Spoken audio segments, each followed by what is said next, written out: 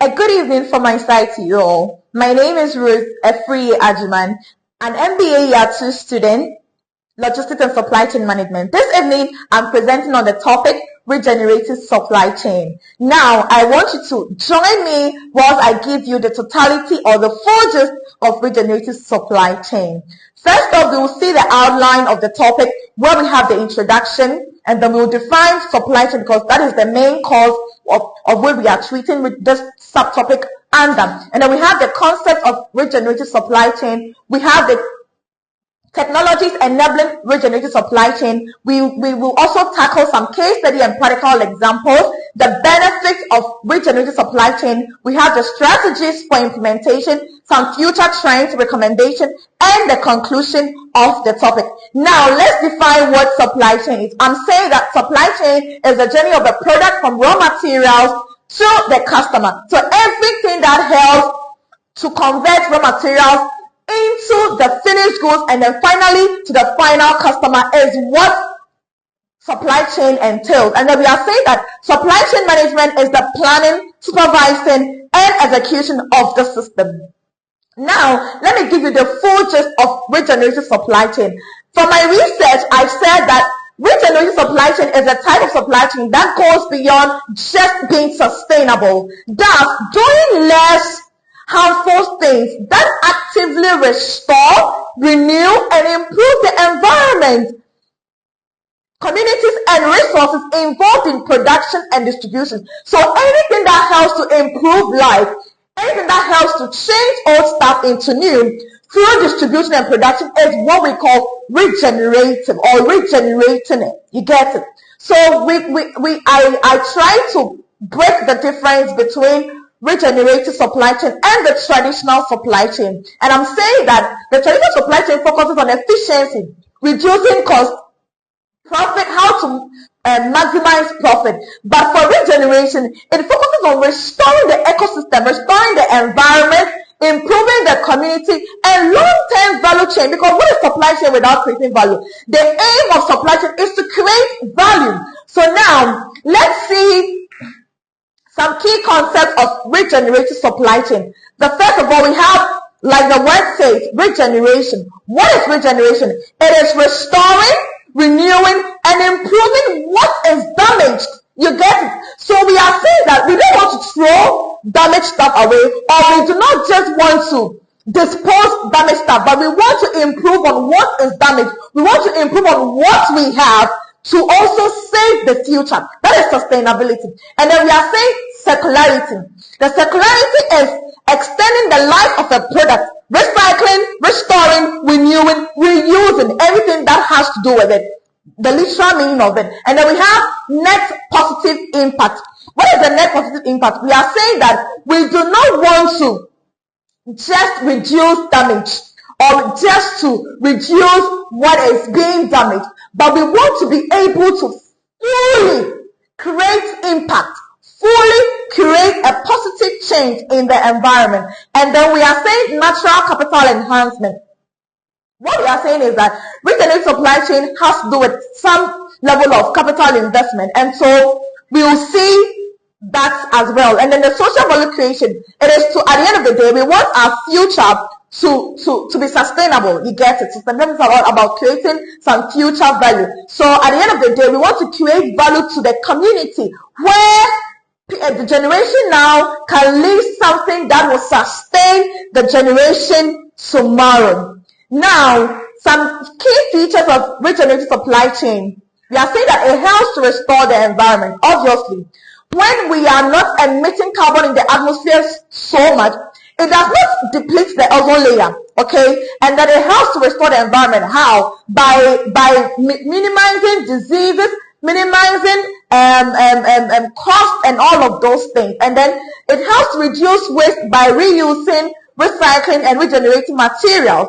And then we have the carbon positive or neutral goals. At the end of the day, you know, regenerative supply chain, it's also a way where distribution is not causing harm to the environment. The fact that we are distributing does not mean we should harm the environment. So the carbon positive or the neutral goals is like, at the end of the day, we want to say that our distribution channels were able to reach the goals of which we wanted to, but it reduced carbon emission. The release of fossil fuels and all that does not help the environment. So how do we, through supply chain, reduce the emission of carbon into the atmosphere?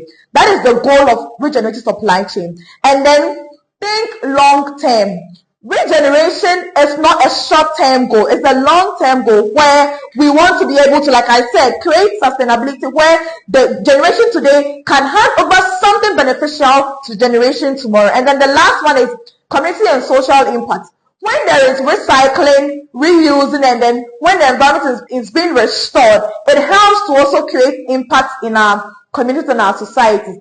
Now, there are some key technologies that enables regenerative supply chain. It's a modern world, like we say, the Gen Z world. So everything is about technology. How can you be sustainable without investing in what? Technology. So we have some key technologies that enables regenerative supply chain.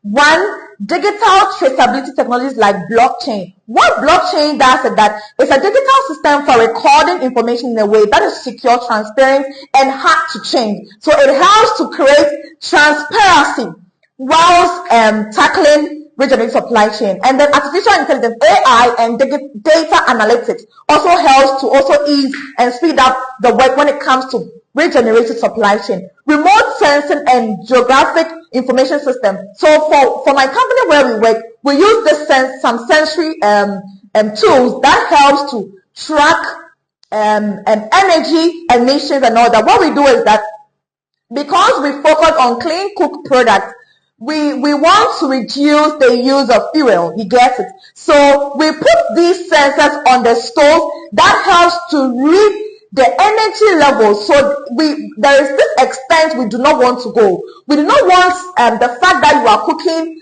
to cause a larger release of carbon into the atmosphere. So these sensory tools help us to read and then interpret it in a way that can also be used as data, where this data can be followed up to help trace wherever our stove is.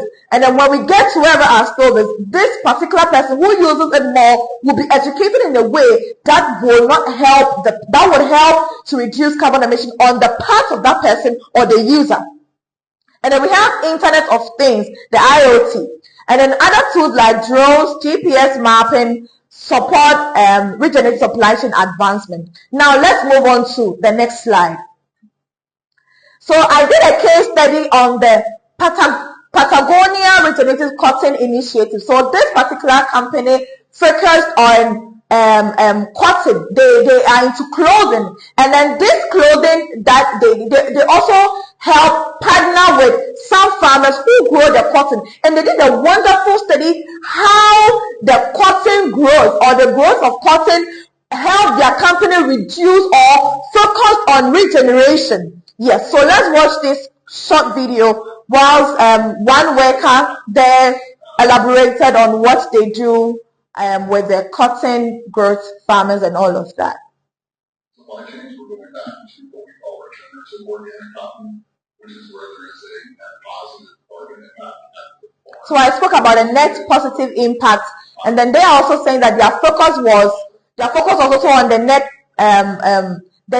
positive impact as well. Along with larger agricultural processes that are going on.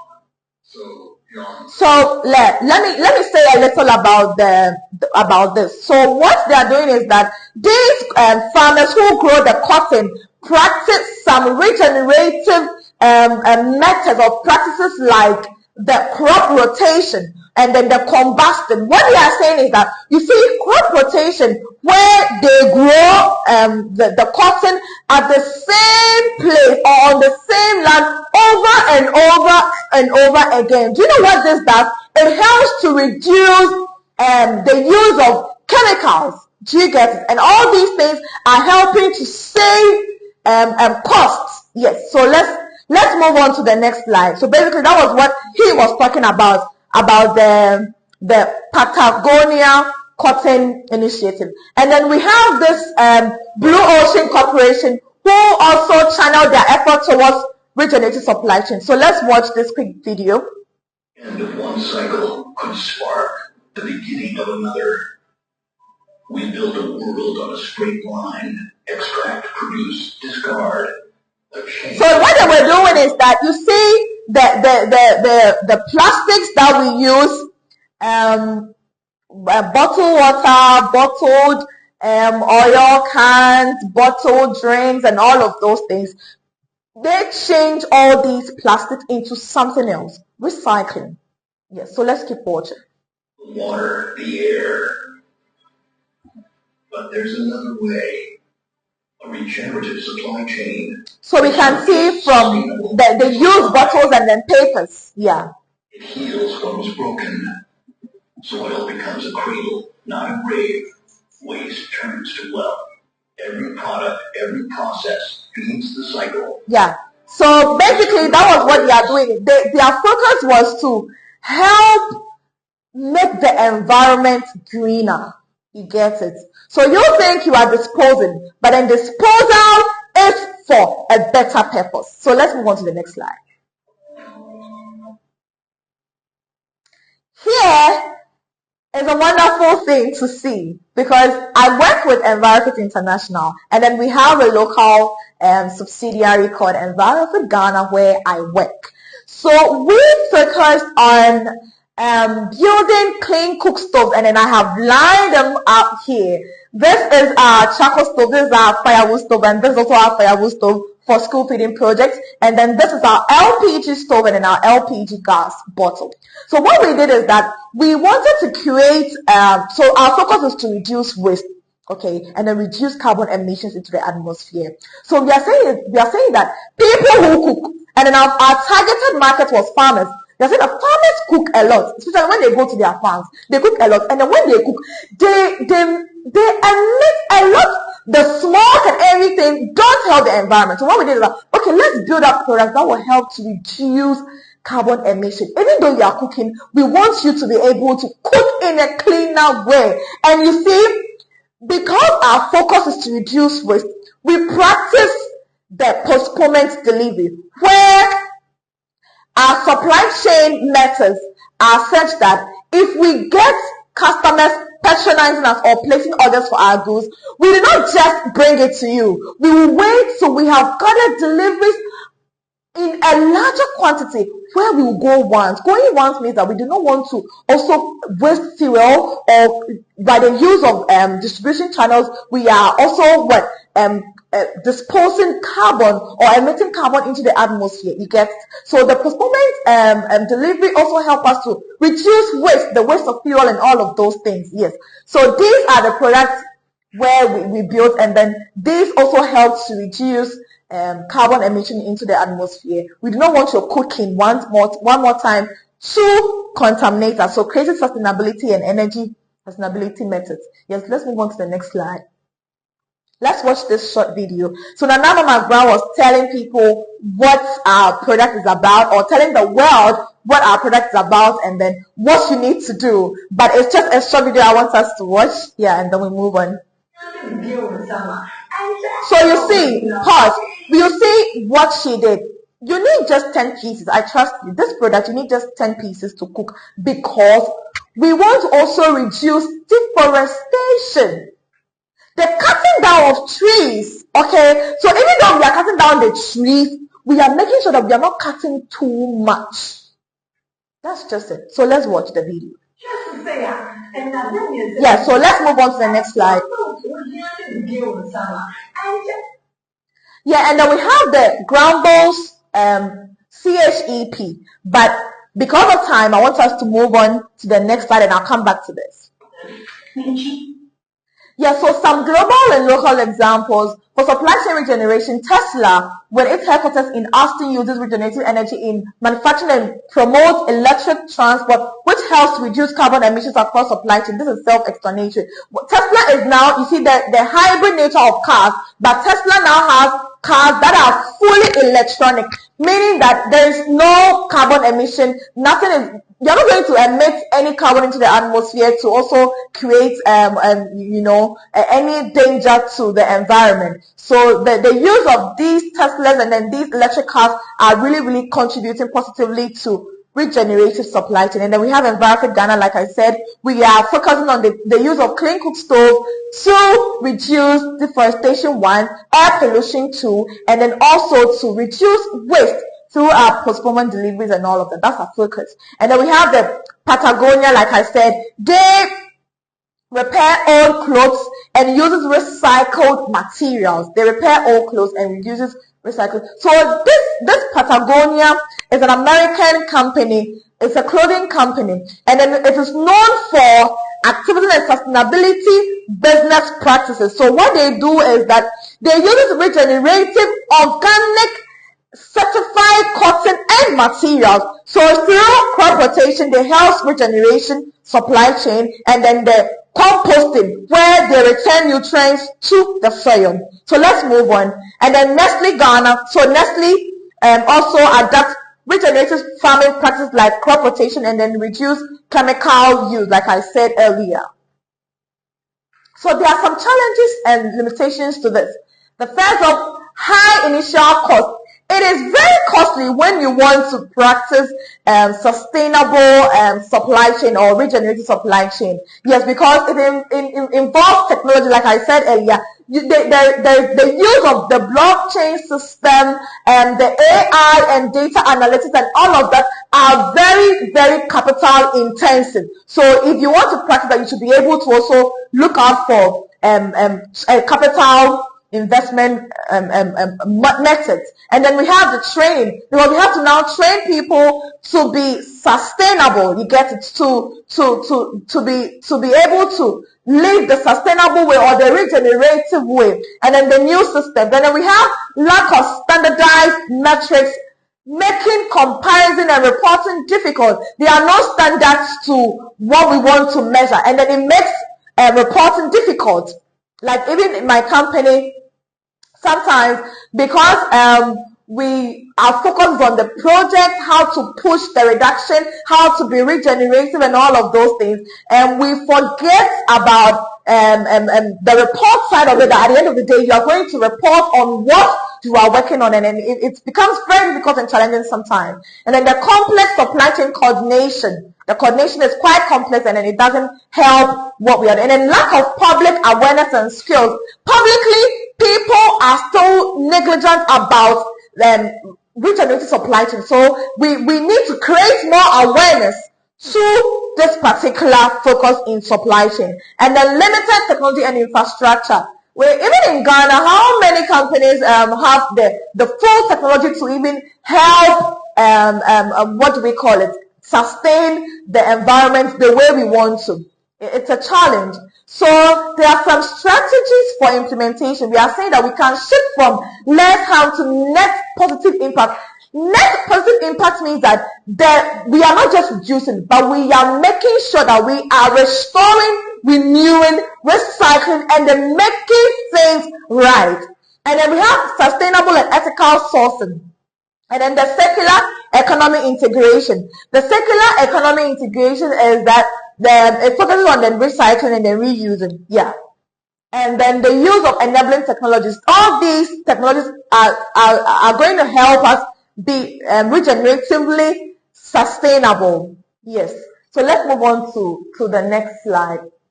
The benefits of regenerative supply chain. Reduce carbon footprint.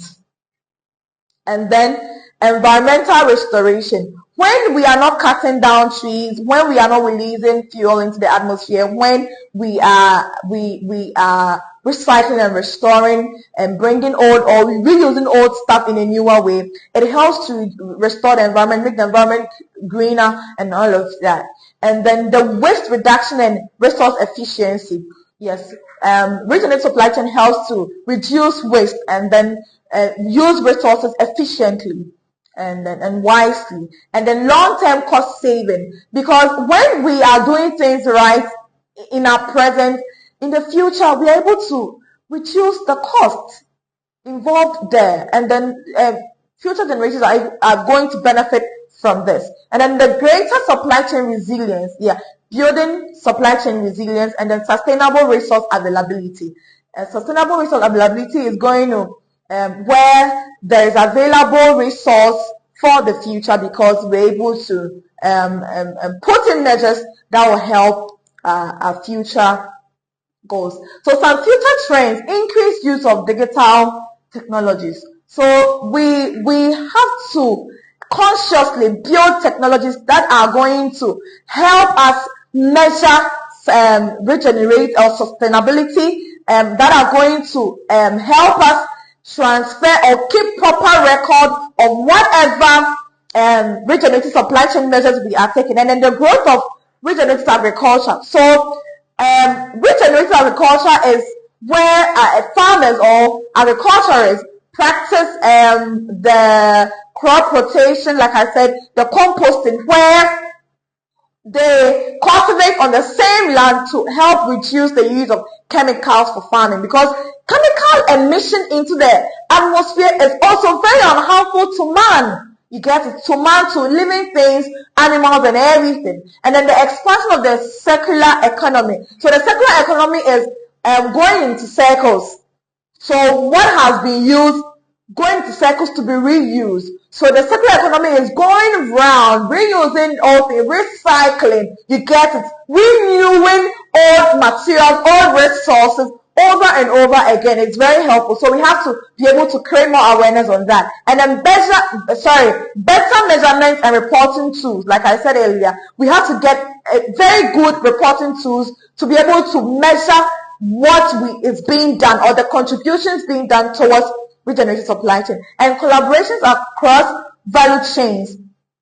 Practicing collaborative supply chain. So, example, when two companies partner together to practice supply chain or logistics goals, where two companies distributing their goods, put together their goods together to travel once to help reduce waste and then to save money, and then shift to renewable energy. We have to be able to shift to renewable energy. So in conclusion, I'm saying that regenerative supply chain goes beyond sustainability by not only minimizing harm, but actively restoring and improving environmental, social, and economic systems. It emphasizes on circularity, responsible resource use, and long-term value creation for all stakeholders. As organizations continue to face challenges and resource constraints, adapting regenerative practices is no longer optional, but a strategic necessity. Yes. So please, what I'm saying is that we have to integrate innovation. We have to integrate collaboration, ethical responsibility. Businesses can build supply chains that are resilient, future-focused, and capable of creating lasting positive impact. Ultimately, regenerative supply chain represents a transformation shift towards a more balanced and thriving global economy. Thank you so much for watching and then listening to my presentation. And then I hope you learned something. Thank you.